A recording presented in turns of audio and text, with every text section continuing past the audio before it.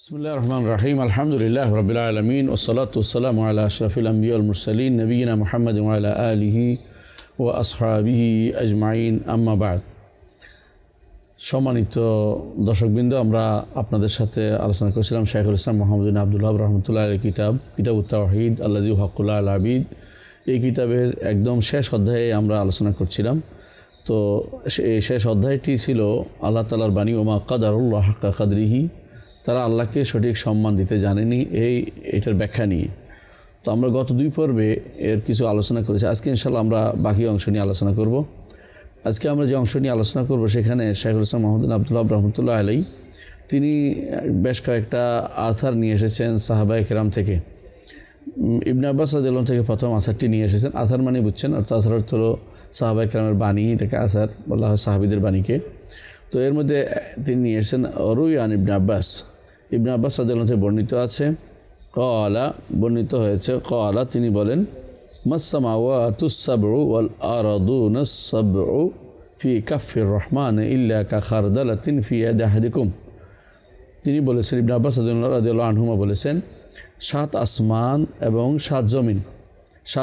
সাত জমিন কীরকম রহমানের হাতের মধ্যে, রহমানের হাত মানে রহমানের হাতের তালুতে, কাফ সাব্যস্ত হচ্ছে, ইল্লা কা খারদালাতিন ফি ইয়াদি আহাদিকুম, তোমাদের হাতে একটা সরিষা যেমন থাকে সেরকম এতটুকু জায়গায় শুধু সেখানে জায়গা হয়, অর্থাৎ এতটুকুতে জায়গা হয়ে যায়। অর্থাৎ রব্বুল আলামিনের হাত এত বড় যে তার হাতের এটা এত বড় যে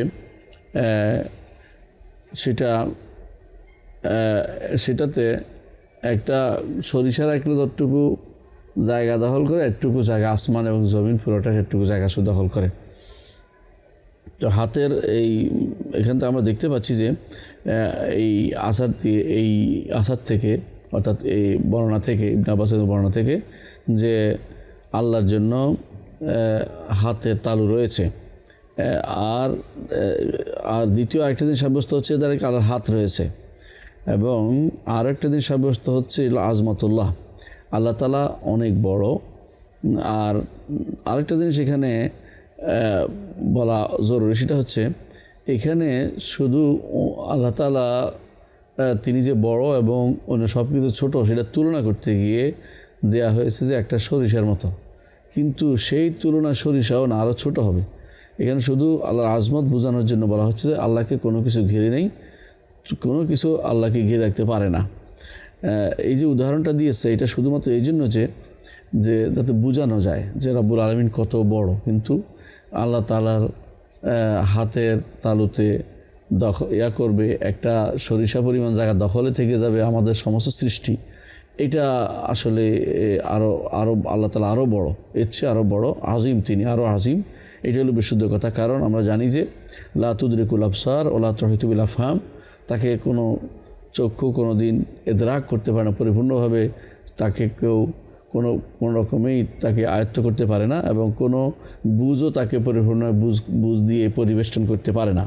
তো সুতরাং এখানে শুধু একটা ছোট্ট রায় বোঝানোর জন্য, বোঝানোর জন্য শুধুমাত্র এই উদাহরণটা টানা হয়েছে। তো এই যে বর্ণনাটি, এটা ইবনে জারীর রাহমাতুল্লাহ আলাইহি নিয়ে এসেছেন, এবং ইবনে জারীর রাহমাতুল্লাহ আলাইহির এই বর্ণনাটি ইবনে জারীর রাহমাতুল্লাহ তার তাফসীরের মধ্যে এই বর্ণনাটি নিয়ে এসেছেন। এই বর্ণনাটির মধ্যে কোনো সনদের মধ্যে একটু দুর্বলতা আছে। শেখ সুলাইমান ইবনে আবদুল্লাহ বলেছেন যে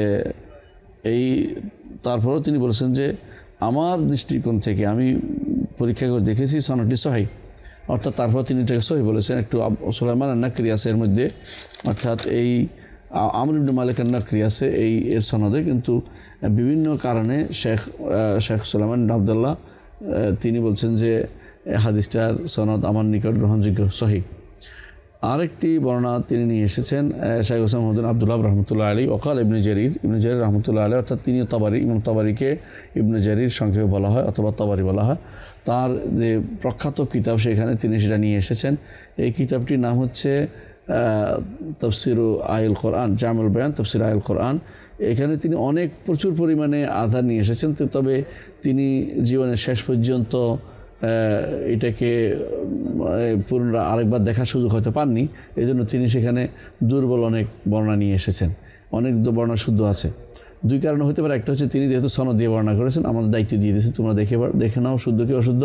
আরেকটা হতে পারে এটাতে তিনি প্রথম বর্ণনা জমা করেছেন, পরবর্তী আবার চেষ্টা করবেন যে এটাকে শুদ্ধ করে উল্লেখ করতে, কিন্তু পুরোটাই তিনি দেখার সুযোগ পাননি, অর্থাৎ তার জীবন সেটাকে শুদ্ধ অশুদ্ধ করার সুযোগ দেয়নি। তো ইবনে জারীর রাহমাতুল্লাহ কি বলেন, হাদাসানি ইউনুস, আমাকে ইউনুস বলেছেন, কল হাদাসানি আখবারনা ইবনে ওয়াহাব, তিনি বলছেন আমাদেরকে ইবনে ওয়াহাব জানিয়ে ইবনে আব্দুল্লাহ ইবনে ওয়াহাব, আর ইউনুস বিখ্যাত সবার কাছেই। কল ইবনে যায়েদ বলেছেন হাদাসানি আবি, অর্থাৎ যায়েদ বলেছেন কল রাসূলুল্লাহ সাল্লাল্লাহু আলাইহি ওয়াসাল্লাম, রাসূলুল্লাহ সাল্লাল্লাহু আলাইহি ওয়াসাল্লাম বলেছেন মাস-সামাওয়াতু আস-সাবউ ফিল কুরসি ইল্লা কাদারাহিমা সাবআতিন উলকিয়াত ফি তুরসিন। 7 আসমান কুরসির মধ্যে, আর আমরা জানি যে এই কুরসিটা হচ্ছে রব্বুল আলামিনের পা রাখার স্থান। তো ইবনে আব্বাস রাদিয়াল্লাহু থেকে সহিহ সনদে সেটা বর্ণিত হয়েছে।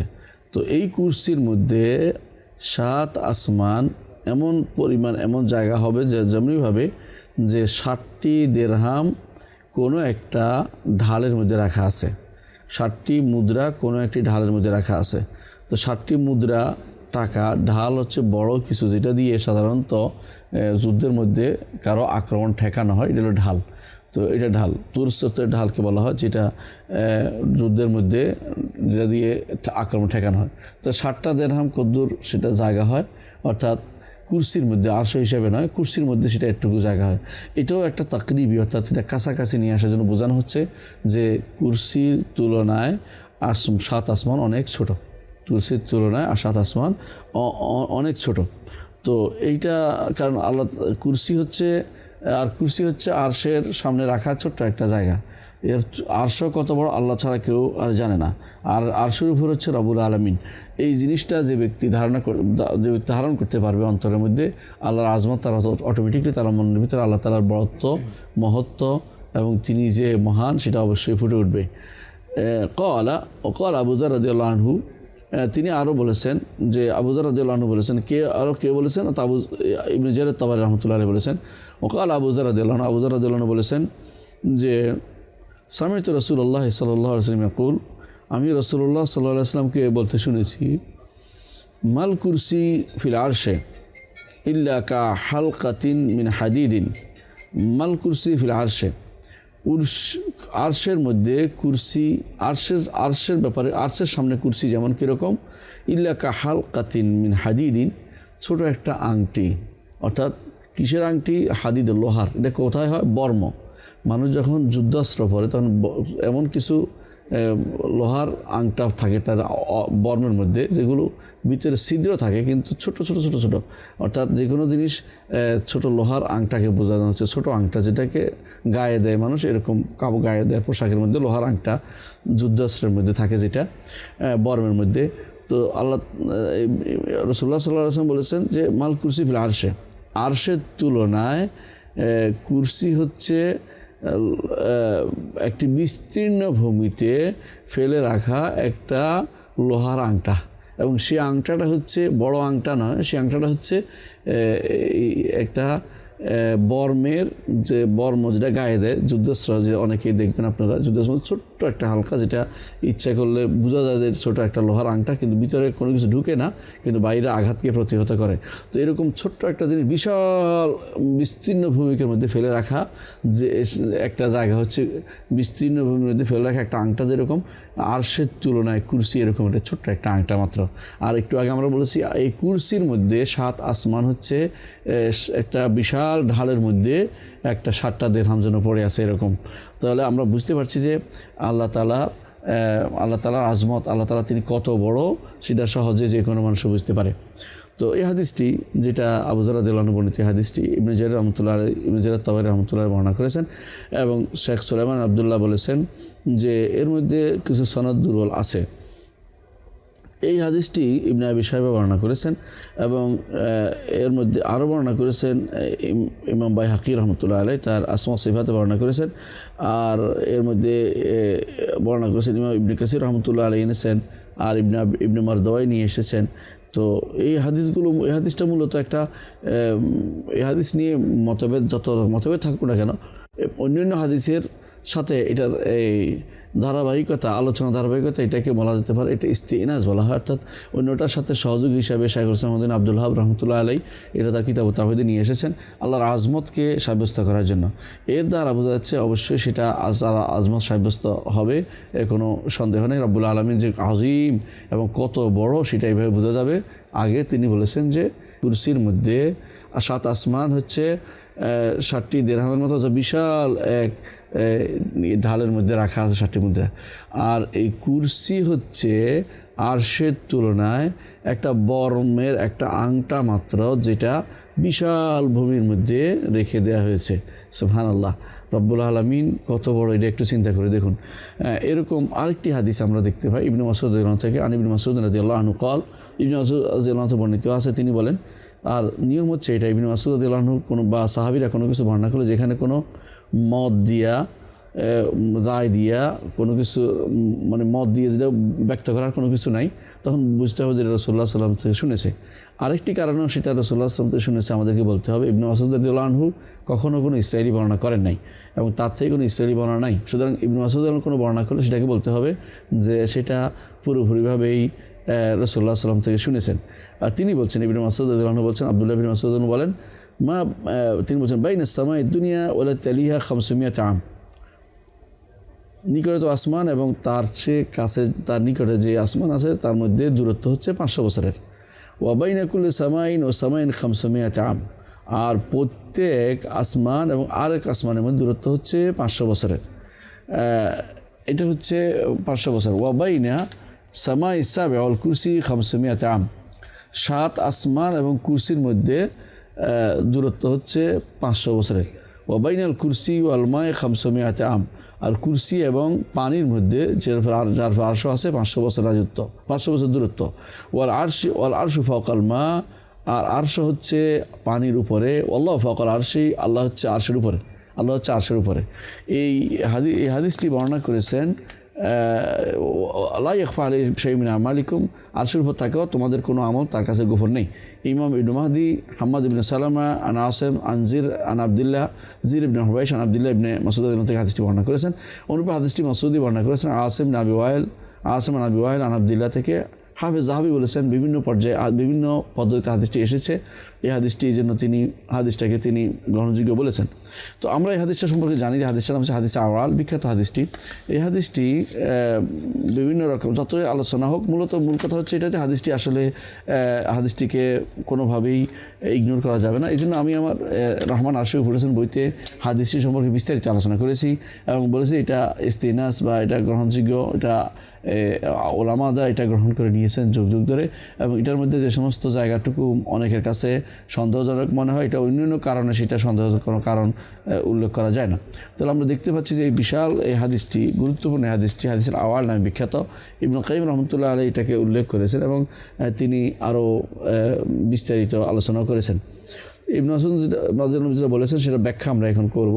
তিনি বলেছেন যে নিকটতম আসমান এবং তার উপর আসমানের মধ্যে দূরত্ব হচ্ছে 500 বছরের। তো এইভাবে যদি 7 আসমানের দূরত্ব আমরা ধরি, 7 আসমান এবং নিকটতম আসমান এবং একেবারে পানি পর্যন্ত দূরত্ব হচ্ছে 4000 বছরের। 4000 বছরের সেটা কত, কিসের, কার বছর, কার জন্য, কত দূরের কিছুই উল্লেখ করা হয়নি, শুধু 500 আম বলা হয়েছে। এখন কিভাবে সফরটা হবে সেটা কিন্তু বলা হয়নি। অন্য হাদিসে এসেছে রাসূলুল্লাহ সাল্লাল্লাহু আলাইহি ওয়াসাল্লাম বলেছেন, ইন্না কিসাফা কুল্লা সামাইন 500 আম, প্রত্যেক আসমানের ঘনত্ব সেটাও 500 বছরের। তো এর দ্বারা বোঝা যাচ্ছে যে 500 বছর যদি হিসাব করা হয় তাহলে মোট আমাদের কাছে দাঁড়ায় যে নিকটতম আসমান থেকে পানি পর্যন্ত, আরশের নিচে পানি আছে সেটা পর্যন্ত 7,500 বছর হয়। 7,500 বছর হয়। এই 7,500 বছর এর দূরত্ব হচ্ছে আরশ পর্যন্ত।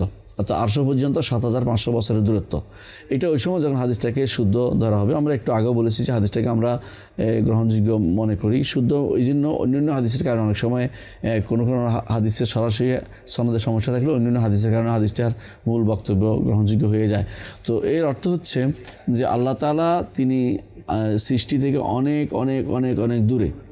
এখন যদি অনেকে বলে যে আপনারা এখন বলছেন যে 7500 বছর দূরত্ব, অথচ বর্তমানে অনেকেই বলে যে পৃথিবী থেকে চাঁদের দূরত্ব, পৃথিবীতে সূর্যের দূরত্ব, পৃথিবীতে কোনো কোনো নক্ষত্রের দূরত্ব আরও কোটি কোটি বছর বলতে থাকে। তো এখন আপনাদের সেই হিসাব কী? তো সেই হিসাব কীভাবে হবে? তখন এর জবাব এটা হবে যে প্রথমত যে যদি হাদিস শুদ্ধ হয় আমরা এদের বক্তব্যকে আমরা দেয়ালে নিক্ষেপ করব। আর যদি মনে করে যে না এটা অন্যভাবে নেওয়া যায় যে হাদিস শুদ্ধ, তো হাদিসে কিন্তু বলা হয় নাই যে কার বছর। এমন হতে পারে সবচেয়ে দ্রুতগামী মানুষ যেটা শিখে আলোর থেকেও আরও কিছু আল্লাহ তাআলা উদ্দেশ্য, যে আলো তো কিছুই না। বোরাক বা যেদিন রাসূলুল্লাহ সাল্লাল্লাহু আলাইহি ওয়াসাল্লামকে নিয়ে গেছেন আল্লাহ তাআলা আরশের কাছে, সেই রাত্রিতে তিনি যে মেরাজ ব্যবহার করেছেন সেটা দূরত্ব হতে পারে।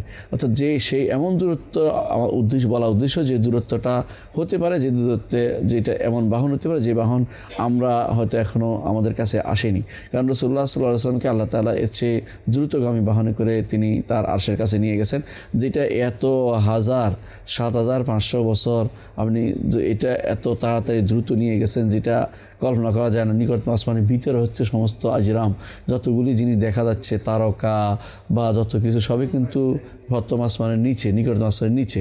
তো এগুলো পার হয়ে যদি কোনো আল্লাহ তাআলা তার নবীকে উপরে নিতে পারেন এক রাত্রিতে, হয়তো এর চেয়ে দ্রুতগামী কোনো কিছুকে উদ্দেশ্য নিয়েছেন যে এত 7,500 বছরের চেয়েও বেশি দূরত্বে আছেন আল্লাহ রাব্বুল আলামিনের আরশ। তো এই যারা বোঝা যাচ্ছে যে আমরা এর দিয়ে বাড়াবাড়ি না করে শুধু এটাই বলবো যে যেটা আমরা যে চাক্ষুষ দেখি না এটাকে আমরা বলবো দূর হিসেবে উল্লেখ করা হয়েছে। আল্লাহ রাসূল সাল্লাল্লাহু আলাইহি ওয়াসাল্লাম এটাকে দূর হিসেবে উল্লেখ করেছেন। তো এখন যারা বলে যে আমরা হিসাব করে দেখছি এত বছর দূরত্বে আছে, তো এখন তার সাথে মিল কীভাবে করবেন? দুইভাবে মিল করা যায়। একটা হচ্ছে যে আমরা একটু আগে বলেছি যে মিল হচ্ছে এটাই যে যেই দূরত্বের কথা বলছেন যে বাহনের, যে এটা কিন্তু আমাদের বর্ণনা করা হয়নি, সুতরাং হতে পারে এটা এমন কোনো দ্রুতগামী কোনো বাহনের কথা বলা হয়েছে।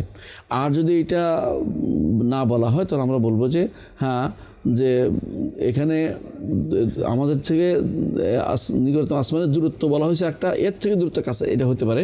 নিচের যে অংশটা এটা দূরত্ব উল্লেখ করা হয়নি কোথাও, তো বুঝে নিচের অংশ দূরত্ব যেটা এর পরে যায় সেটা দূরত্ব যোগ হবে। এর অর্থ হচ্ছে অনেক যত দূরত্ব মানুষ গুনতে থাকে, সূর্য এত লক্ষ গুণ দূরে বা এত কোটি গুণ দূরে, এটা হচ্ছে শুধুমাত্র এই অভ্যন্তরের নিচের অংশ। উপরের অংশের দূরত্ব এখানে বর্ণনা করা হয়নি, সেটা সহ যুক্ত হলে আল্লাহ আরশ আরও উপরে এবং আরশের উপর রব্বুল আলামিন, এটা বলতে আমাদের কোনো অসুবিধা হয় না। আর যদি বলে যে না হাদিসটা কোনোভাবেই জমা করা যাচ্ছে না কোনোভাবেই বাস্তবতার সাথে, ওই সময় বাস্তবতার সাথে জমা করা বলা হবে যখন ইউনিভার্সাল ট্রুথ হিসেবে প্রমাণিত হবে যে তারা যে হিসাব দিয়েছে হিসাবটা একেবারেই শুদ্ধ, কোনো ভুল নাই।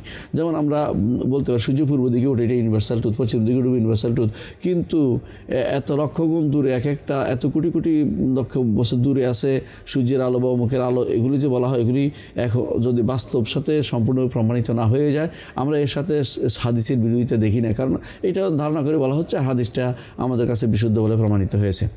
আর যদি মনে করা হয় যে না একেবারেই বিশুদ্ধ, একেবারে যেটা বলা হচ্ছে ইউনিভার্সাল ট্রুথ হিসেবে প্রমাণিত হয়ে গেছে, কোনো সন্দেহ নাই, চাক্ষুষ বা আমরা গণে দেখেছি এতটুকু দূরত্ব আছে পরিপূর্ণভাবে, তাহলে আমাদের বলতে হবে যে হাদিসটা অবশ্যই তার মধ্যে দুর্বলতা আছে। কারণ আমরা এই দুর্বলতার বিষয়টা আমরা বুঝতে পারি শাইখুল ইসলাম ইবনে তাইমিয়ার বক্তব্য থেকে।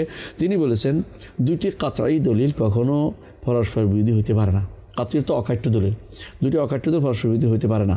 যদি দুইটি দলিল পরস্পর বিরোধী হয় তাহলে বোঝা গেল দুইটাই ভুল হবে না, দুইটাই শুদ্ধ হবে, এটা কখনো সম্ভব না, এটা কখনো সম্ভব না। সুতরাং দুইটা যদি কোনো একটা বিরোধী লেগে যায় তখন বুঝতে হবে যে আমার হয় বুঝতে ভুল হয়েছে, না হলে বর্ণনা করতে ভুল করেছেন, দুইটা একটা হবে, অর্থাৎ বর্ণনাকারী বুঝতে ভুল করেছেন। এটা ওই সময় হবে যখন ইউনিভার্সাল ট্রুথের বিরোধী হয়ে যায়। এটা তাদের মতো নয় যারা বেদাতীরা, তারা তাদের নিজের আকলে বিরোধী হলেই তারা মনে করে যে এটা বুঝতে ভুল করেছে কোনো সাহাবী বা তাবেঈ, কিন্তু না, এটা ওই সময় যখন বাস্তব বিরোধী হবে, যখন একেবারে বাস্তবতার বিরোধী হবে, তখন শুধুমাত্র সেটা বলা হবে, অন্য কোনো ব্যাপারে সেটা বলা হবে না। তো এখানে অনেকেই সাধারণত এই সমস্ত ব্যাপারে উদাহরণ দিয়ে থাকেন, আমরা দুইটা উদাহরণ উল্লেখ করবো। এক নম্বর হচ্ছে কেউ বলে থাকেন যে আল্লাহ তাআলা বলছেন কোরআনে কারীমে, তাবারাকাল্লাযী জাআলা ফিস সামাই বুরুজা, ওই আল্লাহর কতই না বরকতময় যিনি আসমানে বুরুজ করেছেন। বুরুজ কি? বুরুজ শব্দের অর্থ আমরা আগেকার দিনে বুরুজ অর্থ মনে করতো যে বড় বড় টিলা, টাওয়ার, বিশেষ করে টাওয়ার করেছেন। ও জাআলা ফিহা সিরাজান, এবং আল্লাহ তাআলা সেখানে আলোর ব্যবস্থা করেছেন। ও কামারা মুনিরা, এবং চাঁদের আলো করেছেন। এখন এই যে এখানে একটা জিনিস আসমানে করেছেন দেখাচ্ছে, অথচ এগুলি সবই কিন্তু আসমানের নিচে। তো এইটা কেউ কেউ হয়তো আপনাকে ভুল ধরতে পারে। আরেকটা আয়াত সূরা ফুরকান 61 নম্বর আয়াত, আরেকটা আয়াত হচ্ছে ও জাআল কামারা ফিহিন্না নূরান, সূরা নূহের 16 নম্বর আয়াতে আল্লাহ তাআলা বলছেন যে আসমান সমূহে কামারকে, চাঁদকে তিনি আলোর ব্যবস্থা, চাঁদকে দিয়ে আলোর ব্যবস্থা করেছেন আসমান সমূহে। তো এই দুইটার নিয়ে মানুষের ভিতরে বিশাল, বিশেষ করে বর্তমান সময় অনেকের কাছে এটা একটা কষ্টকর, মানে মিল দেওয়া কষ্টকর হয়ে যাচ্ছে। আমরা বিষয়টা স্পষ্ট উল্লেখ করতে চাই। প্রথমত আগে দ্বিতীয়টা থেকে শুরু করতে চাই, সেটা কি? দ্বিতীয়টা হচ্ছে যেখানে বলা হয়েছে যে চাঁদের প্রথমত চাঁদের আল্লাহ তাআলা চাঁদকে করেছেন আসমানের মধ্যে আলো হিসেবে ব্যবস্থা করেছেন।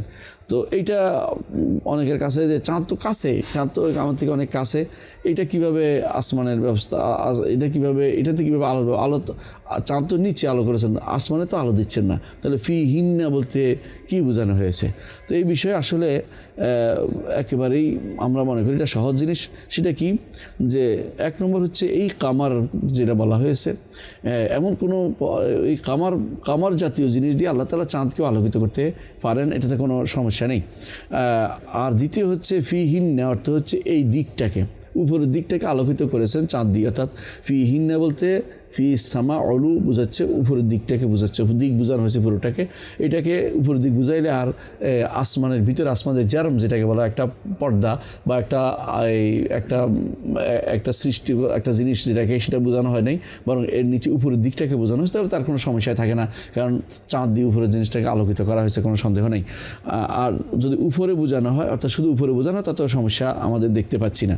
শুধু সমস্যা ওই সময় হবে যখন মনে করা হবে ফিহিন্না বলতে বোঝাচ্ছে শুধুমাত্র আকাশের উপরে, আসমানের উপরে, যেটা আসমান একটা নামক একটা স্তর আছে, স্তরের উপরে সেগুলিকে চাঁদ দিয়ে আলোকিত করেছেন। এখানেও বলা যায় আল্লাহ তাআলা এর উপরে চাঁদ রাখতেও পারেন, যে আমরা হয়তো যে দেখিনি, সেটা বলার মতো প্রয়োজন নেই। এর উপরে আল্লাহ তাআলা আলোর ব্যবস্থাপনা করেছেন, যে চাঁদ নামক কোনো কিছু, এটাকেও আমরা অস্বীকার করছি না। তো সুতরাং বোঝা যাচ্ছে যে এখানে জাআল কামারা ফিহিন্না নূর, এতে কোনো এশকাল নাই, কোনো সমস্যা আলহামদুলিল্লাহ নাই। কিন্তু প্রথম আয়াত যেগুলো আমরা উল্লেখ করেছি, যে আসমানে তিনি টাওয়ারের ব্যবস্থা করেছেন এবং সেখানে ব্যবস্থা করেছেন সিরাজের, অর্থাৎ তিনি সেটাকে সূর্য অনেকে বলে কামার, আলোকিত নূরের। তো এখানেও আমরা সমস্যা দেখতে পাই না। প্রথমত আসমা বলতে অলু দ্বারা উপর, তো উপর বলতে আমাদের মাথার উপর যা আছে, এখানে আল্লাহ তাআলা সেখানে টাওয়ার ব্যবস্থা করেছেন উপরে, প্রথম আসমানের নিচে, এবং সেখানে আলোকিত করেছেন চাঁদ দিয়ে, সূর্য দিয়ে। এতে কোনো সমস্যা আমরা দেখতে পাচ্ছি না। কিন্তু সমস্যা হতে পারে এটাই, হয়তো যদি কোনো বলা হয় যে আমরা উদ্দেশ্য হচ্ছে একটা স্তরকে, এবং সমস্যা ওই সময় মনে করা হবে যখন মনে করা হবে যে আসমানের মধ্যে গেঁথে দেওয়া হয়েছে।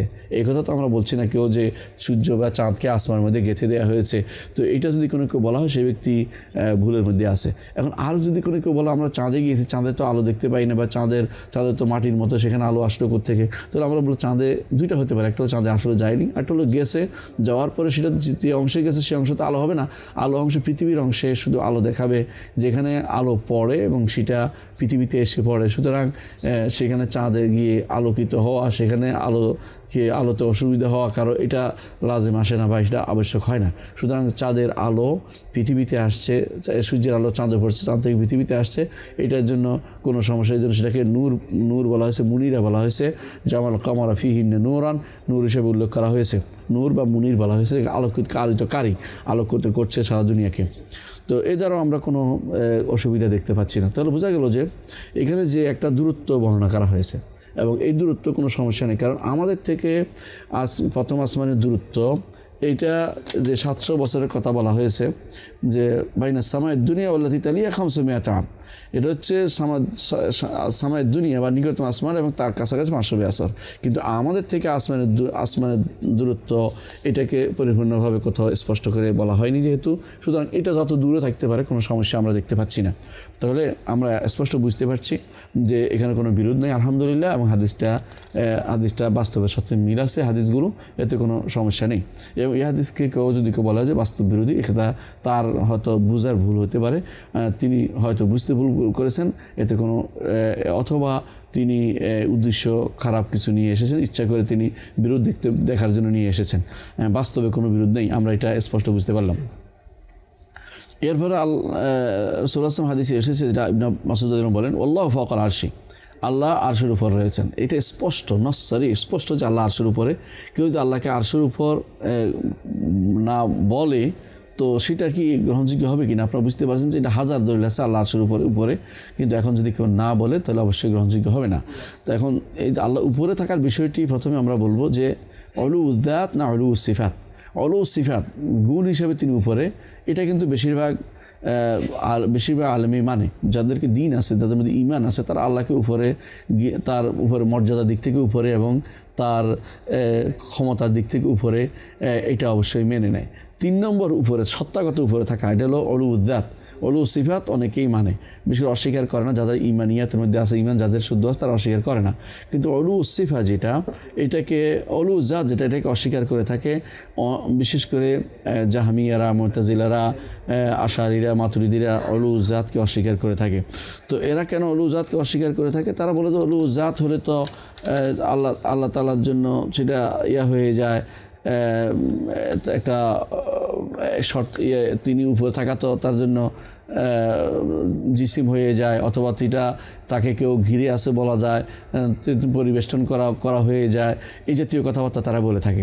এই জন্য তারা বলে যে আল্লাহ উপরে আছে, ক্ষমতার দিক থেকে আছে, ক্ষমতার দিক থেকে এবং মর্যাদার দিক থেকে ইত্যাদি তারা বলে থাকে। কিন্তু তাদের এটা হচ্ছে কোরআন কারীমকে এবং রাসূলুল্লাহ সাল্লাল্লাহু আলাইহি ওয়াসাল্লাম হাদিসকে সেটাকে করার নামান্তর মাত্র, অর্থাৎ বিকৃতি করার নামান্তর মাত্র। তো তাহলে যারা আল্লাহ তাআলাকে সত্তাগত উপর অস্বীকার করে, তারা 2 অবস্থার বাইরে না। একদল বলে যে আল্লাহ যে উপরে না, তো কোথায়? আল্লাহ সব জায়গায়, আল্লাহ সব জায়গায়। এরা যে পথভ্রষ্ট, এতে কোনো সন্দেহ নেই, এবং এই জাতীয় লোকগুলো কাফের। যে সব জায়গায় বলাটা কাফের, এটা হিন্দুদের থেকে আসছে এবং অন্যদের থেকে আসছে। আল্লাহ তাআলা অবশ্যই তিনি আরশের উপরে, তার দৃষ্টি আর ইলম সব জায়গায়। এখানে হাদিসের মধ্যে বলা হয়েছে, এই হাদিসে লা ইয়াখফা আলাইহি শাইউন মিন আমালিকুম, তোমাদের আমলের কোনো কিছু তার কাছে গোপন নেই, অর্থাৎ তিনি উপরে থেকে সব কিছু তিনি দেখেন এবং তিনি শোনেন এবং সব কিছু তিনি পর্যবেক্ষণ করছেন। দ্বিতীয় আরেক গোষ্ঠী আছে যারা বলে তিনি উপরে নাই। তো তারা কোথায়? বলে তিনি উপরেও নাই, নিচেও নাই, ডানেও নাই, বাঁয়েও নাই, তিনি মানুষ সৃষ্টির সাথেও নাই, সৃষ্টিটা আলাদাও নাই। এটা যদি কেউ বলে তো নিঃসন্দেহে আল্লাহর অস্তিত্বকে তারা অস্বীকার করেছে। এর মাধ্যমে এই জন্য বলা হয় যারা এরকম কাজ করে তারা মূলত মুআত্তিল ইয়াবুদু আদামান, যে আল্লাহর সিফাতকে অস্বীকার করে সেই ব্যক্তি শুধুমাত্র আদম অর্থাৎ নাস্তির ইবাদত করে, আল্লাহর ইবাদত করে না। এই জন্য যখন সুলতান মাহমুদ সবকতগীনের সামনে একদিন ইবনে ফুরাক বলছিল যে আল্লাহ তাআলা উপরে না, নিচে না, পাশে না, ডানে না, বাঁয়ে না, এবং তিনি সৃষ্টির সাথেও না, সৃষ্টির আলাদাও না, তখন সুলতান মাহমুদ বলছিলেন যে তাহলে তুমি একটু প্রমাণ করে দাও তো আল্লাহ, যে তুমি যেটা বলেছো আল্লাহ সম্পর্কে এবং নাই যেটা, এমন নাই জিনিসের এবং আল্লাহ সম্পর্কে যেটা বলেছো একই জিনিসের পার্থক্য করে দাও তো। অর্থাৎ যে জিনিস নাই সেটার গুণও তো তুমি বলছো, তুমি যে আল্লাহর গুণ বলছো তিনি উপরেও না, নিচেও না, পাশেও না, ডানেও না, বাঁয়েও না, এবং নিচে তিনি সৃষ্টির সাথেও না, সৃষ্টির আলাদাও না, তাহলে এই জিনিসের সাথে আর নাই এর মধ্যে কী পার্থক্য? তখন সুলতানের সামনে থেকে সে বেরিয়ে আসে এবং সে কঠিন রাগান্বিত হয়ে তার ঘাড়ের তীর তার ছিঁড়ে সে মারা যায়। ইবনে ফুরাক এভাবে সে মারা যায়। তো তিনি এটা বলার কারণে এটা বুঝাইতে চাইলেন সুলতান মাহমুদ সবকতগীন যে তুমি যেটা বলেছ এটা দ্বারা কখনো কোনো রব্বুল আলামিনের অস্তিত্ব সাব্যস্ত হয় না। সুতরাং যারা এরকম বলবে যে কোনো কিছুই বলা যাবে না, উপরে নিচে, ডানে বামে, অথবা সৃষ্টির সাথে না, বাইরে না, ভিতরে নয়, তারা মূলত শুধুমাত্র নাস্তির ইবাদত করতেছে। অর্থাৎ এইটা সম্পূর্ণরূপে কোরআন সুন্নাহর বিরোধী, বিবেকের বিরোধী, ফিতরাতের বিরোধী। এটা কখনো ঈমানদার বা কেউ ভালো বিবেকবান কেউ কোনো মেনে নিতে পারে না। এরপরে আমাদের শেখ মুহাম্মদ ইবনে আব্দুল ওয়াহাব রাহমাতুল্লাহ বলছেন লা ইয়াখফা আলাইহি শাইউন মিন আমালিকুম, তোমাদের কোনো কাজ, তোমাদের কোনো কাজ রব্বুল আলামিনের কাছে গোপন নেই। অর্থাৎ তিনি উপরে থেকে সব কিছু দেখছেন।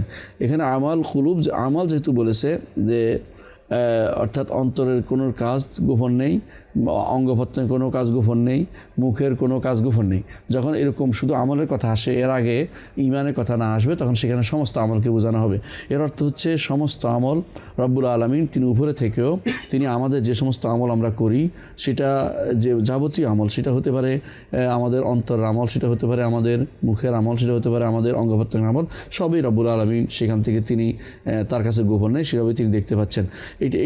এটা দ্বারা রব্বুল আলামিনের উপরে থাকা বিষয়টি স্পষ্টভাবে সাব্যস্ত হচ্ছে।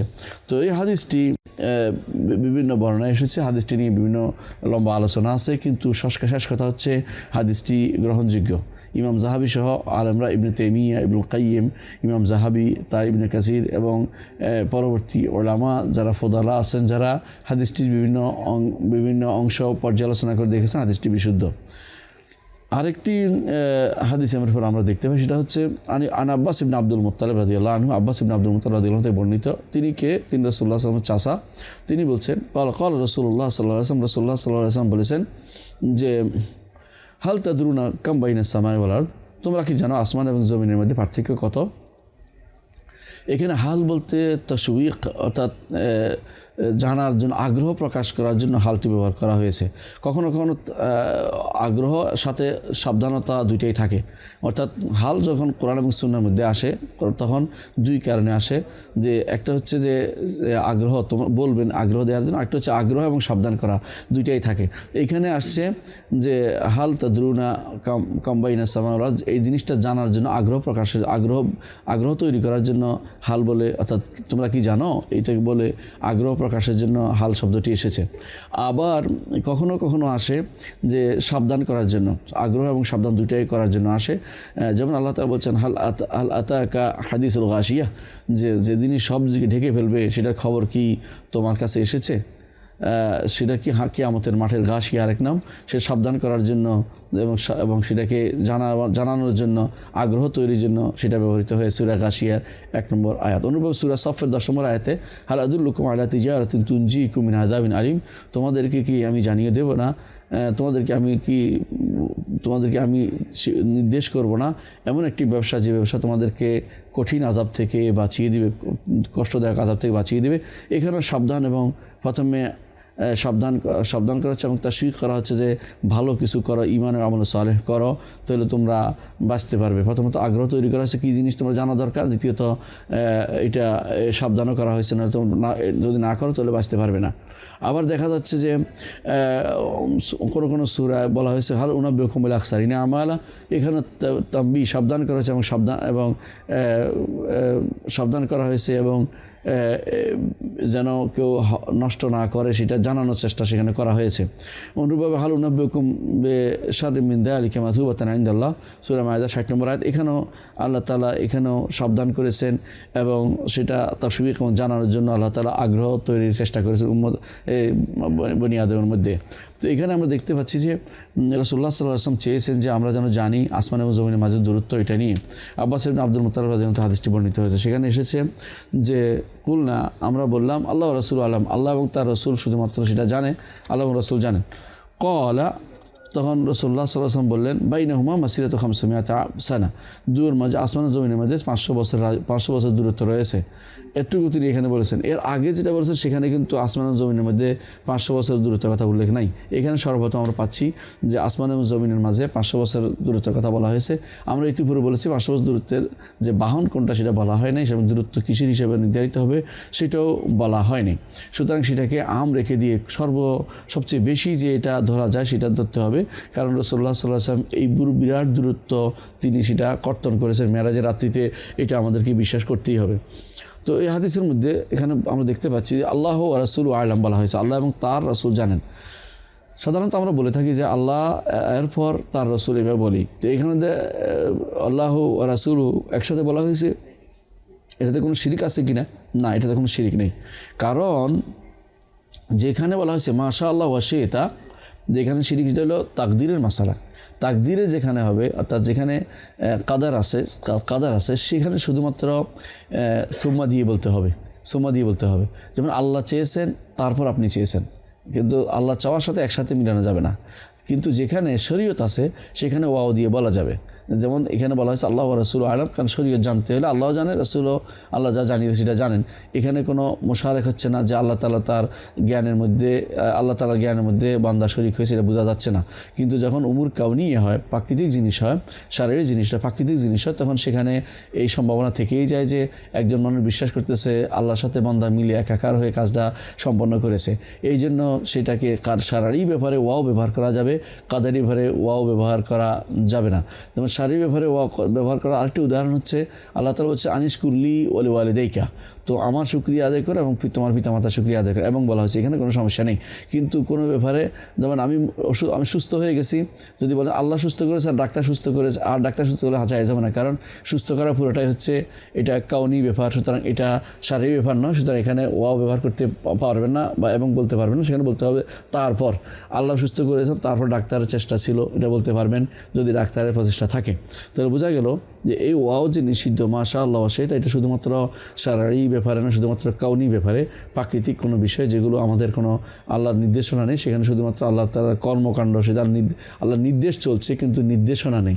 অর্থাৎ নির্দেশ মানে এই কাজটা করার জন্য বলা হয়েছে, এটা আমরা করব, নির্দেশনা আল্লাহ তাআলা যেটা চাইছেন সেটা হবে, এগুলো কাউনি। আর নির্দেশনা হচ্ছে আমাদেরকে করতে, তিনি বলেছেন ওই জায়গাতে ওয়াও ব্যবহার করা দোষণীয় নয়। আমরা ইলম অর্জন করতে আল্লাহ বলেছেন, সেখানে ইলম অর্জন করবো, আল্লাহ যা দিয়েছেন সেটা, এবং বলতে পারবো আল্লাহ জানেন এবং তার রাসূল জানে, এবং সাহাবায়ে কেরাম বলতে পারবো এবং সাহাবায়ে কেরাম জেনেছেন এবং অমুকে জেনেছেন, এবং দিয়ে বলতে পারবো, কোনো সমস্যা নেই। কিন্তু কাউনি ব্যাপারে, কাদারি ব্যাপারে, যেখানে আল্লাহর তাকদীর শুধুমাত্র আল্লাহ নির্ধারিত বিষয় ছাড়া কিছু চলে না, আল্লাহ নির্দেশ শুধুমাত্র কার্যকর, আল্লাহ লাহুল খালকু ওয়াল আমরু, সেখানে যেখানে শুধুমাত্র আল্লাহর অর্ডার কার্যকর, শুধু যেখানে আমাদের কোনো কর্মকাণ্ড নেই, সেখানে সুম্মা, সেখানে যদি আল্লাহর সাথে কোনো কিছু ব্যবহার করতে সুম্মা দিয়ে ব্যবহার করতে হবে, না ব্যবহার করা যাবে না। তো এটা আমরা সহজেই বুঝতে পারছি আলহামদুলিল্লাহ। এখানে হাদিসটা শেষে আসছে মিনকুল্লি সামাইন অমিনকুল্লি সামাইন ইলা সামাইন মাসিরাতু 500 আম, প্রত্যেক আসমান থেকে আরেক আসমানের দূরত্ব হচ্ছে 500 বছরের। আর কিসাফু কুল্লু সামাইন মাসিরাতু 500 সানা, প্রত্যেক আসমানের ঘনত্ব হচ্ছে 500 বছরের। আর সপ্ত আসমান এবং আরশের মধ্যে সে সমুদ্র আছে, সমুদ্র আসফালি আলাহ, এর মধ্যে আসমান এবং জমিনের মধ্যে যে দূরত্ব ততটুকু তার উপরেও নিচে এতটুকু দূরত্ব রয়েছে। এরপরে বলছেন আল্লাহ তাআলা ফাওকাল আরশ, আল্লাহ এর উপরে রয়েছেন। এ দ্বারা বোঝা গেছে আল্লাহ রাব্বুল আলামিন অবশ্যই উপরে, এবং সেটা হচ্ছে তিনি আরশের উপরে। এখন অনেকে হয়তো বলতে পারে যে তিনি উপরে হলে তো তাকে তো কেউ ঘিরে আসে উপর, না, আসলে তিনি ছাড়া কিছুই নেই সেখানে, তিনি ছাড়া কিছু নেই, কারণ এর উপরে আদম, অর্থাৎ সৃষ্টির উপরে হচ্ছে খালি জায়গাতে, লা খালা ওলা মালা বলে এটাকে, যে ওই জায়গাতে তিনি একমাত্র রব্বুল আলামিন আছেন, নাই জায়গাতে তিনি আছেন শুধুমাত্র, এখানে কোনো কিছু সৃষ্টি তাকে ঘিরে নেই, আসমানও নেই, অন্য কিছুও নেই। এখন সুতরাং আমরা যখন আল্লাহ তাআলাকে বলি যে তিনি উপরে, এর অর্থ এটা নয় যে কোনো দিকে তাকে ঘিরে আসে, উপরের দিক তাকে ঘিরে আসে, এটা বলা যাবে না। কারণ আমরা আবারও বলছি যে আসমানের উপরে, আরশের উপরে, আসমান সবুর উপরে, আরশের উপরটা হচ্ছে আদম, নাই, এখানে এমন কিছু নাই যেটা বলা যাইতে পারে। তো ওই জায়গাতে ওইটা দিয়ে আল্লাহকে ঘিরে আছে বলা যাবে না, বরং সেখানে একমাত্র রব্বুল আলামিনই আছেন। এই জন্য আল্লাহ তাআলাকে, এই জন্য যারা বলে, বিশেষ করে যারা বলে যে আল্লাহ তাআলা কোনো দিকে আছে বলা যাবে না, তাদেরকে বলতে হবে যে তোমরা যেই কারণে দিকটা অস্বীকার করছো, তোমরা মনে করছো যেহেতু উপরে থাকলে আল্লাহ তাআলাকে কেউ কিছু ঘিরে আছে, এটাই হচ্ছে তোমাদের ভুল। কারণ সেখানে আল্লাহ ছাড়া তো কিছু নাই যে তাকে ঘিরে থাকবে, তো সেখানে ঘিরে থাকার প্রশ্ন আসতেছে না। সুতরাং তোমরা দিকের উপরে চিন্তা করে দিকটাকে আল্লাহর উপর নিয়ে গিয়ে, তোমরা সৃষ্টিগত দিকটাকে নিয়ে আল্লাহর উপর তোমরা এটাকে লাগিয়ে দিও না, এটা তোমাদের ভুল। এই জন্য আমাদের এই দিকের যদি কোনো কেউ প্রশ্ন করে যে আল্লাহ তাআলা কোনো দিকে আছেন কিনা, তখন আমরা কি বলি? আমরা নো বলি না, হাঁও বলি না, আমরা বলি যে দিক বলতে তোমাদের কি উদ্দেশ্য সেটা আগে বলো। যদি তোমরা বলো যে সৃষ্ট কোনো দিকের কথা বলেছে, হ্যাঁ, তো বলবো যে না, সৃষ্ট কোনো দিকের ভিতরে রব্বুল আলামিন নেই। আর যদি বলো যে তিনি অলুল মতলাক, যে যার উপরে কোনো দিক অর্থাৎ উপরের দিক আছে, উপরের দিকের উপরে এমন জায়গা শেষ হয়ে গেছে যেখানে রব্বুল আলামিন শুধুমাত্র আছেন, তাহলে অবশ্যই তাকে বলতে হবে যে আরশের উপরে একমাত্র রব্বুল আলামিন আছেন, সেটা কোনো সৃষ্ট কোনো দিক দিয়ে পরিবেষ্টিত নয়। এটাই হচ্ছে আমরা এই বিস্তারিতভাবে বলবো যে আল্লাহ তাআলা অবশ্যই তিনি উপরের দিকে রয়েছেন। এটা উপর বলতে এমন দিক যে দিকের উপরে আর কিছু নেই, অর্থাৎ সমস্ত সৃষ্ট দিকের উপরে তিনি অবশ্যই রয়েছেন। এটা কেন সাব্যস্ত করব? কারণ আমাদেরকে কোরআন এবং সুন্নাহ এদিকে সাব্যস্ত করতে আমাদেরকে নির্দেশনা দিচ্ছে। প্রথমত হাদিসে রাসূলুল্লাহ সাল্লাল্লাহু আলাইহি ওয়াসাল্লাম জারিয়া বা দাসীকে জিজ্ঞাসা করেছেন আইন আল্লাহ, আল্লাহ কোথায়? তখন সে বলেছিল ফিসামা বা উপরে বলেছেন, এবং অলু বা দিক যখন ইঙ্গিত করেছেন, দেখিয়ে দিয়েছেন, অর্থাৎ এই দিক বলতেই হবে। এটার অর্থ হচ্ছে আপনার সৃষ্ট কোনো দিক না, সৃষ্ট দিক শেষ হওয়ার পরে সেখানে রব্বুল আলামিন রয়েছেন, এটাকে আমাদেরকে বলতে হবে। তো এই রাসূলুল্লাহ সাল্লাল্লাহু আলাইহি ওয়াসাল্লাম কিন্তু দাসীর বক্তব্যকে গ্রহণ করে নিয়েছেন, বলেছেন যে হ্যাঁ দাসীকে আজাদ করে স্বাধীন করে দাও, কারণ সে তো ঈমানদার। আর এর বিপরীতে যারা বেদাতি তারা সাধারণত বিভিন্ন রকমের পদ্ধতি অবলম্বন করে হাদিসটাকে অস্বীকার করার জন্য। একদল বলবো যে হাদিসটা তো মুসলিমে আসছে, বুখারি আসে না কেন? আমরা বলি যে মুসলিমে আসলেই যথেষ্ট, বুখারি আসা জরুরি না, হাদিস সনদ শুদ্ধ হওয়া জরুরি, হাদিসের সনদ শুদ্ধ। কেউ বললো হাদিসের মধ্যে এত্তরাব রয়েছে, এটা বিভিন্ন হাদিসে বিভিন্ন রকম আসছে। আমরা বলছি কোনো এত্তরাব নাই, বিভিন্ন হাদিসের বর্ণনা, একই বর্ণনার বিভিন্ন ব্যাখ্যা, বিভিন্ন অংশ বিভিন্ন হাদিসে আসছে, এর বিরুদ্ধে কোনো বিরোধ আসলে নাই। আর কেউ যদি বলে যে না, তাদের মধ্যে একদল বলে যে না, এখানে আইন আল্লাহ বলতে মানিল্লাহ বলছে। চিন্তা করে দেখুন এটা কীভাবে হতে পারে? মানার তো কি আল্লাহকে, তা আল্লাহকে বলে আসমান কি আল্লাহ? এটা মিথ্যা কথা, এটা তো হতেই পারে না। তাহলে তাদের এই দৃষ্টি দেখানোটা ভুল, যে আইনা বলতে মান কখনো বোঝানো হয় না। সুতরাং বোঝা গেল এটাও ভুল, এটাও তাদের ভুল যে তারা এই অপব্যাখ্যার আশ্রয় নিয়েছে। আইনা সবসময় বলা হয় জায়গার জন্য ব্যবহৃত হয়, কোন দিকটার জন্য ব্যবহৃত হয়। আইনা কখনো কোনো ইয়ার জন্য, আইনা কখনো মান অর্থে ব্যবহৃত হয় না, কে বলা হয় উদ্দেশ্য নয়। কারণ রব্বুল আলামিনকে উপরকে কে বলা যাচ্ছে না, সামা উপর। আইন আল্লাহ বলতে মানিল্লাহ যদি বলা হয়, আসমা উপর দিয়ে ইঙ্গিত করার কোনো কারণ হয় না। কারণ তাহলে তো আল্লাহ তাআলাকে উপরে মান, তো আল্লাহকে তখন আল্লাহর পরিচয় আসবে, কুল আল্লাহু আহাদ আল্লাহুস সামাদ লাম ইয়ালিদ ওয়া লাম ইউলাদ ওয়া লাম ইয়াকুল লাহু কুফুয়ান আসতে পারে, কিন্তু এটা তো ওইটা আসতো না। তো বোঝা গেল যে হাদিস জারিয়াতে, অর্থাৎ দাসীর হাদিসে যে জিজ্ঞাসা করা হয়েছে আইন আল্লাহ, এটা উপরের দিককে বোঝানো হয়েছে। ওই দিক হলো দাসীর উদ্দেশ্য। রাসূলুল্লাহ সাল্লাল্লাহু আলাইহি ওয়াসাল্লাম এটাকে অনুমোদন করেছেন এবং এটাকে তিনি বলেছেন ঈমানদার বলে ঘোষণা করেছেন। তার ঈমান পরীক্ষা করার জন্য উপরের দিকটাকে আল্লাহকে উপরের দিকে সাব্যস্ত করতেই হবে। তো এটা হচ্ছে এই হাদিসের এই অংশের ব্যাখ্যা। আমরা বুঝতে পারছি যে অবশ্যই আল্লাহ তাআলাকে উপরে সাব্যস্ত করতে হবে। উপর হচ্ছে এটা সর্বোচ্চ উপরে, যার উপরে কোনো কিছু না, একমাত্র আল্লাহই রয়েছেন, কোনো কিছু তাকে পরিবেশন করতে পারে না। এরপরে হাদিসে যেটা বলা হয়েছে যে লা ইয়াখফা আলাইহি শাইউন মিন আমালি বনি আদম, বনি আদমের কোনো কিছু, বনি আদম কোনো আমল তার কাছে গোপন নাই। অর্থাৎ বনি আদম যাই করে দুনিয়াতে আগে পরে করবে সব কিছু আল্লাহ তাআলা সব কিছু জানেন। আগে যা হয়েছে সেটাও জানেন, এখন যা হচ্ছে সেটা জানেন, ভবিষ্যতে যা হবে সেটাও জানেন। আল্লাহ তাআলা সূরা তাহার মধ্যে বলেছেন ইয়ালামু মা বাইনা আইদিহিম ওয়া খালফাহুম, আল্লাহ তাদের সামনে পিছনে সব কিছু জানেন। অর্থাৎ সামনে যা আসবে সেটা, পিছনে যা চলে গেছে সেটাও জানেন। অন্যভাবে ফেরাউন যখন জিজ্ঞাসা করেছিল ফামা বাল কুলুল উলা, আগে যারা চলে গেছে তাদের কি, আগের প্রজন্মগুলির কী অবস্থা, তখন মুসা আলাইহিসসালাম উত্তর দিয়েছিলেন ইলমু ইনদা রাব্বি ফি কিতাবিন, এগুলির ইলম আমার রবের কাছে রয়েছে, ফি কিতাবিন এমন এক কিতাবে রয়েছে, লা ইয়াদুল্লু ওয়ালা রাব্বি ওয়ালা ইয়ানসা, যেগুলি কোনো ভুল হয়ে যান না, তিনি সম্পূর্ণরূপে হেফাজতে রয়েছে, তাই সেখান থেকে কোনো ভুলের কোনো সম্ভাবনা নাই এবং সেটা তার কোনো অজ্ঞাত থাকার কোনো সুযোগ নাই। তো রাসূলুল্লাহ সাল্লাল্লাহু আলাইহি ওয়াসাল্লাম এখানে হাদিসটাতে আমাদেরকে জানিয়ে দিলেন যে আল্লাহ তাআলা অবশ্যই উপরে রয়েছে এবং সব কিছুর উপরে, এবং আল্লাহ তাআলা সব কিছুকে পরিবেশন করে আসেন তার জ্ঞানে। কিন্তু কেউ লাইসা ইখফা আলাইহি শাইউন মিন আমালি বনি আদম, তার জ্ঞান দিয়ে সব কিছু পরিবেশন করে আসেন, কিন্তু তাকে কেউ পরিবেশন করতে পারে না। ওয়ালা ইউহিতুনা বিহি ইলমা। এই হাদিস দ্বারা আমরা দেখতে পাচ্ছি যে আল্লাহ তাআলার জন্য বিশাল আকীদা ব্যবস্থা করা হয়েছে। এক নম্বর হচ্ছে তিনি আজিম, দুই নম্বর হচ্ছে তিনি আরশের উপরে, তিন নম্বর হচ্ছে যে তিনি সব কিছু পরিবেশন করে আসেন, চার নম্বর হচ্ছে তাকে কেউ পরিবেশন করতে পারে না। এবং এটাও সাব্যস্ত হলো যে তিনি আরশের উপর থেকে সব কিছু দেখছেন এবং জানছেন।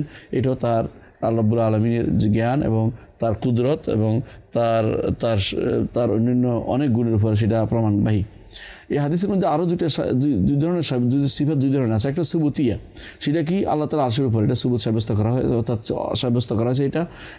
আর সালবি আরেকটা গুণ সাব্যস্ত করা হয়েছে, নেগেটিভ গুণ, সেটা কি যে তার কাছে কোনো কিছু বনি আদমের কোনো আমল গোপন নেই।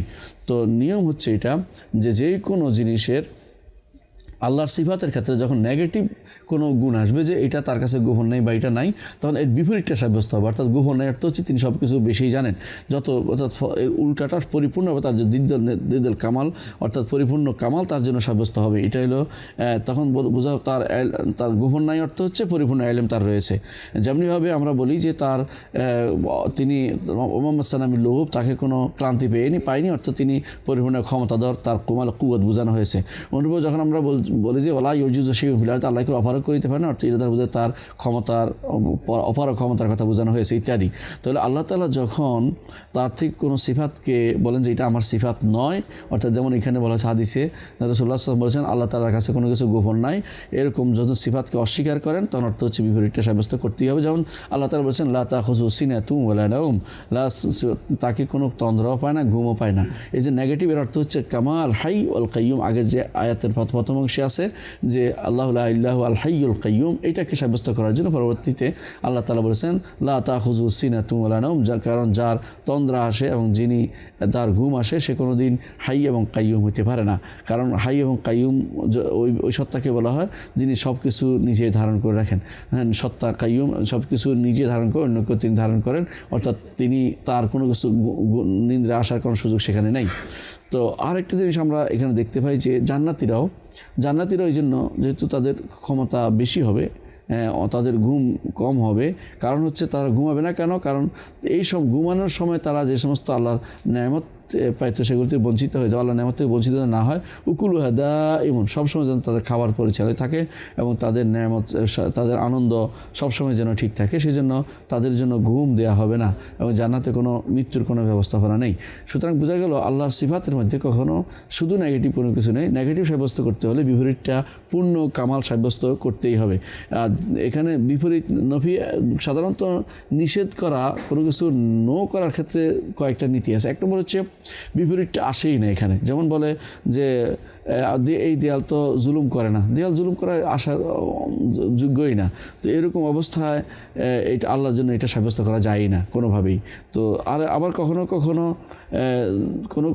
কখনো কাজটা করতে না পারাটা নিন্দাজনকভাবে উল্লেখ করা হয়। যেমন কবি বলেছেন কুবাইয়িলাতুন লা ইয়াকদিরুনা বিযিম্মাতিন ওয়া লা ইয়াজলিমুনা নাসা হাব্বাতা খারদালি, আমার কবিলে আমার গোত্র এমন এক গোত্র যে গোত্র কারো কোনো জিম্মেদারির ব্যাপারে কোনো খেয়ানত করতে পারে না এবং মানুষকে সামান্যতম রায় পরিমাণে জুলুম করে না।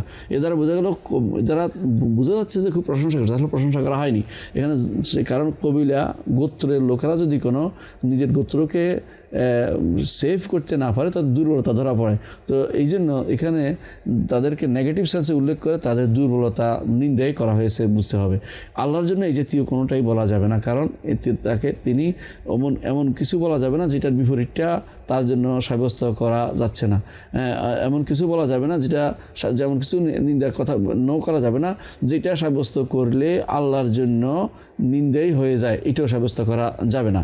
যেমন অন্য কবি বলেছেন লাকিন্না কওমি ওয়া ইন কানু যাওই আদাদিন লাইসু মিনাশ শাররি ফি শাইইন ওয়া ইনহানা, আমার কওম যতই অনেক বেশি মানুষ হোক না কেন তারা সামান্যতম ক্ষতিকর কিছু করতে সক্ষম নয়।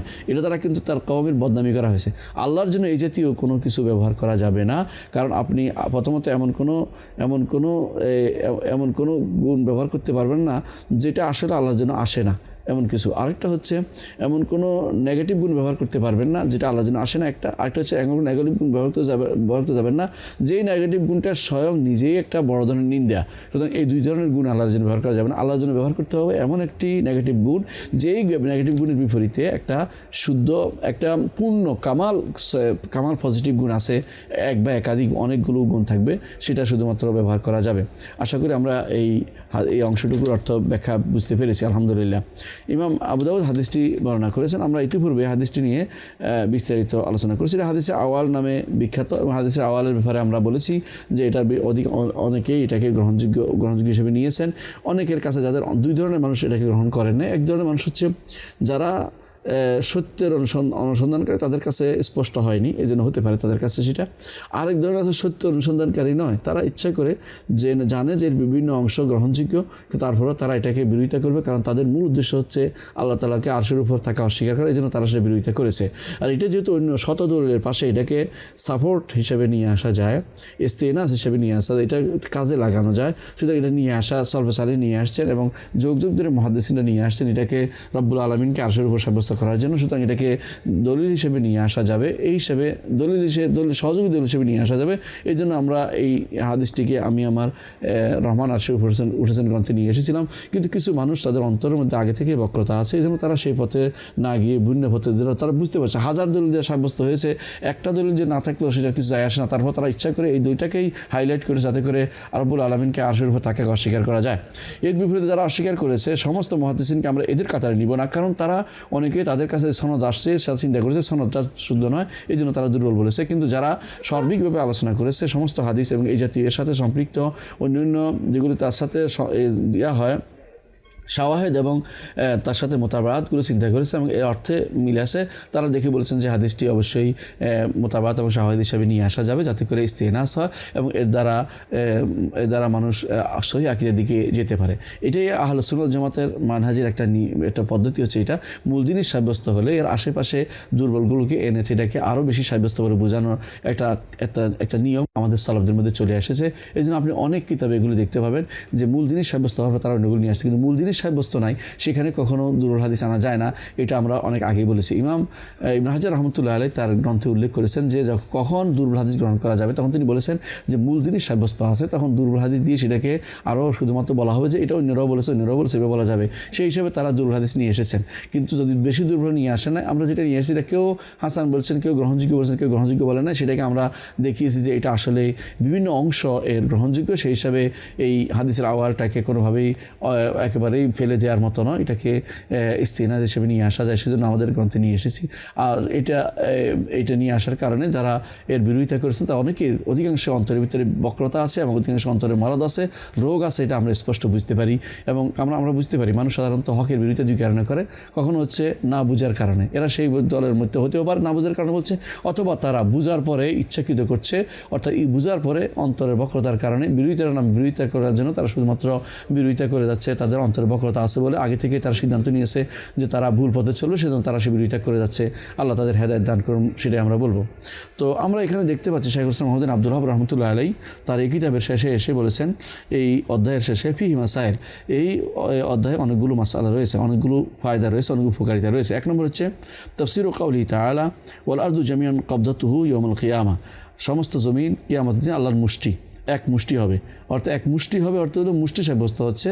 হ্যাঁ, যদি মুষ্টিতে হতো তাহলে বলতে পারতো যে এক মুষ্টি মানে এক কবজা, আল্লাহর অধীন, আল্লাহ তাআলার আয়াত্তাধীন, এটা বলতে পারতো। কিন্তু কবজাতুহু যখন বলা হয়েছে ফি কবজাতিহি বলা হয় নাই, এর অর্থ হচ্ছে অবশ্যই আল্লাহ তাআলা যেন কবজা সাব্যস্ত করা হবে এবং কবজার ভিতরে আসমান থাকবে এবং জমিন থাকবে, বিস্তারিত হাদিসে আমরা একটু পরে উল্লেখ করেছি।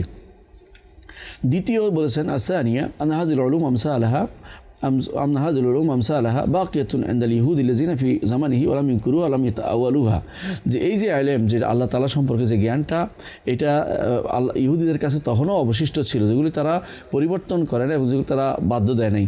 এর অর্থ হচ্ছে এগুলি যারা বাদ দিয়েছে বর্তমান জমানায়, এরা ইহুদির থেকেও বেশি নিকৃষ্ট অবস্থায় আছে। ইহুদিরা তারা কোথায় পেয়েছে? এগুলো আল্লাহর পক্ষ থেকে নাজিল করা কিতাবের মধ্যে সেটা আছে এবং সেটা তারা পরিবর্তন করে রাসূলুল্লাহ সাল্লাল্লাহু আলাইহি ওয়াসাল্লামের সেটা সাব্যস্ত করা দ্বারা, এটা রাসূলুল্লাহ সাল্লাল্লাহু আলাইহি ওয়াসাল্লাম এটা মেনে নেওয়ার দ্বারা বোঝা যাচ্ছে যে এটা আল্লাহর বাণী হিসেবে রয়েছে।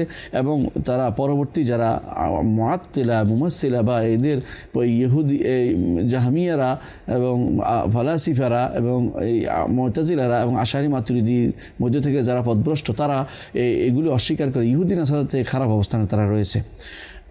তৃতীয় যে শিক্ষা আমরা পাই, আনাল হাবরা লাম্মা যাকারা নবী সাল্লাল্লাহু আলাইহি ওয়াসাল্লাম সাদাকাহু ওয়া নাযাল কুরআনু বিতাকরির যালিকা, যখন রাসূলুল্লাহ সাল্লাল্লাহু আলাইহি ওয়াসাল্লামের কাছে এই আল্লাহ তাআলা আরশের উপরে থাকা, আল্লাহ তাআলা কর্তৃক মুষ্টির ভিতরে সমস্ত আসমান জমিন রাখা, এই বিষয়ে উল্লেখ করেছেন, তখন রাসূলুল্লাহ সাল্লাল্লাহু আলাইহি ওয়াসাল্লাম সেটাকে সত্যায়ন করেছেন এবং কোরআন সেটাকে সাব্যস্ত করার জন্য নাজিল হয়েছে।